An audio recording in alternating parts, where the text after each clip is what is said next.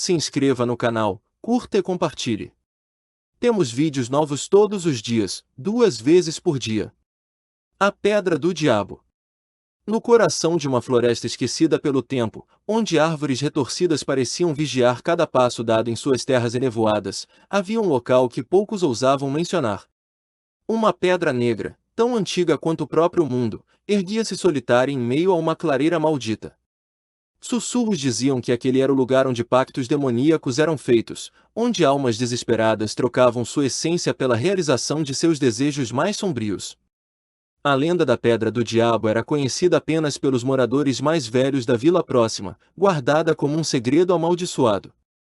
Os jovens, entretanto, zombavam desses relatos, considerando-os meras histórias para assustar crianças. Contudo, o vento que soprava daquela floresta trazia consigo algo diferente, algo que não podia ser ignorado. Era um frio que penetrava até os ossos, um silêncio que parecia vivo, aguardando pacientemente o próximo tolo que ousasse perturbá-lo. Naquela noite, enquanto a lua se escondia atrás de nuvens carregadas, um grupo de amigos decidiu explorar a floresta. Eles riam, contavam piadas e fingiam coragem, mas dentro de cada um deles, uma pequena chama de medo tremeluzia. O líder do grupo, um rapaz chamado Jonas, estava determinado a provar que as lendas eram falsas. Ele queria ver a tal pedra com seus próprios olhos e mostrar ao mundo que tudo não passava de superstição.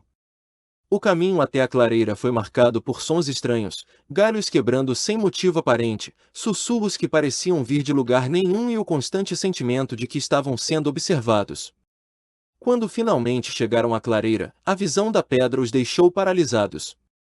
Era maior do que qualquer um havia imaginado, coberta por runas antigas que brilhavam fracamente sob a luz das estrelas. Havia algo sobre ela que parecia pulsar, como se tivesse vida própria. Jonas, embora assustado, não recuou. Ele se aproximou da pedra, tocando-a com a ponta dos dedos. Foi então que ouviu uma voz baixa e rouca ecoar em sua mente. Venha, disse a voz, eu posso te dar o que você mais deseja. A tentação era irresistível. Jonas sempre quis ser reconhecido, amado, admirado. E ali estava a chance de realizar seu maior sonho. Ele hesitou por um momento, mas a ganância falou mais alto. Fechou os olhos e murmurou, eu aceito. Imediatamente, o ar ao redor ficou denso, quase palpável. As runas na pedra começaram a brilhar intensamente, e uma risada gutural ecoou pela clareira. O solo tremeu, e os outros membros do grupo gritaram, correndo para longe enquanto figuras sombrias emergiam das árvores. Jonas, porém, permaneceu imóvel, envolvido por uma névoa negra que parecia consumir sua alma aos poucos. Quando finalmente abriu os olhos, ele viu o mundo de maneira diferente. Tudo parecia mais claro, mais vívido. Mas havia um preço, ele já não era mais inteiramente humano. Ao voltarem para a vila, os amigos de Jonas mal conseguiam falar. Estavam pálidos, tremendo, incapazes de explicar o que havia acontecido. Jonas não estava com eles. Dias se passaram, e rumores começaram a circular. Alguns diziam que ele havia desaparecido na floresta, outros juravam tê-lo visto andando pelas ruas à noite, com olhos que brilhavam como brasas. A verdade, no entanto, era muito pior. A transformação de Jonas era evidente para quem o conhecia. Ele agora exalava uma aura sombria, intimidando todos ao seu redor. Seus desejos estavam sendo realizados, mas de maneira distorcida. Pessoas o admiravam, sim, mas por medo. Ele acumulava poder e influência, mas cada passo que dava o afastava mais da humanidade. À noite, ele acordava suando, atormentado por pesadelos nos quais via a pedra crescendo, expandindo-se, consumindo tudo ao seu redor. Os amigos decidiram retornar à floresta, buscando respostas. Eles encontraram um ancião que vivia isolado nas montanhas próximas. O homem, com olhos cansados e cabelos brancos, escutou atentamente suas palavras antes de suspirar profundamente. A Pedra do Diabo é um portal, ele disse. Ela não concede desejos, ela consome almas. Quem faz um pacto com ela não está ganhando poder, está entregando sua essência ao demônio que habita lá. Desesperados, eles perguntaram se havia alguma maneira de salvar Jonas. O ancião balançou a cabeça. Existe um ritual antigo, ele disse, mas requer sacrifício. Um de vocês deve enfrentar a pedra sozinho e quebrá-la com martelo e picareta abençoados. Caso contrário, o demônio continuará livre, espalhando sua influência maligna. Decidido a salvar o amigo, Miguel, o mais corajoso do grupo, aceitou o desafio. Ele pegou as ferramentas abençoadas e partiu em direção à floresta, acompanhado apenas pelo som de seus próprios passos. Quando chegou à clareira, a pedra parecia ainda maior, mais ameaçadora. Ela emanava uma energia opressiva que o pressionava a recuar, mas ele resistiu. Com mãos trêmulas, Miguel começou a golpear a pedra. Cada impacto ecoava como trovões, e a cada golpe, vozes gritavam em sua mente, implorando para que parasse. Ele sentia como se facas invisíveis cortassem sua pele, e seu corpo inteiro tremia de dor. Mas ele continuou, lembrando-se do rosto de Jonas e de tudo que havia sido perdido. Finalmente, com um último golpe desesperado, a pedra se partiu ao meio. Houve um rugido ensurdecedor, e uma onda de energia negra explodiu da pedra, dissipando-se no ar. A clareira ficou em silêncio, e Miguel caiu de joelhos, exausto. Ele sabia que havia vencido, mas também sabia que o preço havia sido alto.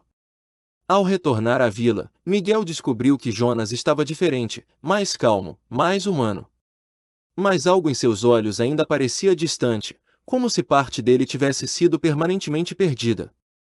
Os amigos evitavam falar sobre o que havia acontecido, mas todos sabiam que algo terrível havia sido evitado por pouco. Miguel nunca mais foi o mesmo. Ele começou a ter visões, fragmentos do demônio que havia enfrentado, sussurrando promessas de vingança. Sabia que a batalha não havia terminado, que o mal que habitava a pedra ainda podia estar vivo, esperando o momento certo para retornar. Suas noites eram assombradas por pesadelos, e ele passou a evitar contato com os outros, temendo que o mal pudesse se espalhar. Enquanto isso, Jonas tentava reconstruir sua vida. Ele havia perdido parte de si mesmo naquele pacto, e embora estivesse livre do controle direto do demônio, ainda sentia sua presença pairando sobre ele. Certas noites, ele jurava ouvir a voz que o havia tentado naquela clareira, prometendo retornar para reclamar o que era seu. A vila, por outro lado, parecia ter voltado ao normal. As pessoas continuavam suas vidas, evitando falar sobre a floresta ou a pedra. No entanto, algumas coisas começaram a mudar lentamente. Animais domésticos desapareciam sem explicação, e certas áreas da floresta pareciam mais densas, mais escuras. Era como se algo estivesse se reorganizando, preparando-se para algo maior. Anos se passaram, e a história da Pedra do Diabo tornou-se apenas uma lenda novamente. Mas, às vezes, em noites de tempestade, os moradores da vila juram ouvir risadas vindo da floresta. E, ocasionalmente, alguém desaparece sem deixar rastro, como se algo os tivesse levado para sempre. Afinal, o mal nunca dorme completamente. Miguel, agora um homem velho, sentia que sua hora estava chegando. Ele sabia que o demônio não havia sido completamente destruído naquela noite fatídica. Em seus últimos dias, ele escreveu um diário detalhando tudo o que havia acontecido, alertando futuras gerações sobre o perigo que ainda espreitava na floresta. Ele também deixou instruções sobre como lidar com a pedra caso ela surgisse novamente. Uma nova geração cresceu sem saber da lenda, mas alguns começaram a sentir a mesma atração inexplicável pela floresta que Jonas sentirá anos antes. O ciclo do mal parecia prestes a se repetir, e a floresta aguardava pacientemente, pronta para capturar mais almas ingênuas. Se você sente que essa história merece continuar sendo contada, considere nos apoiar no Apoia-se. Com sua ajuda, podemos trazer mais histórias sombrias como esta à tona, explorando os mistérios que assombram nossa imaginação. https://apoia.se/aleatoriode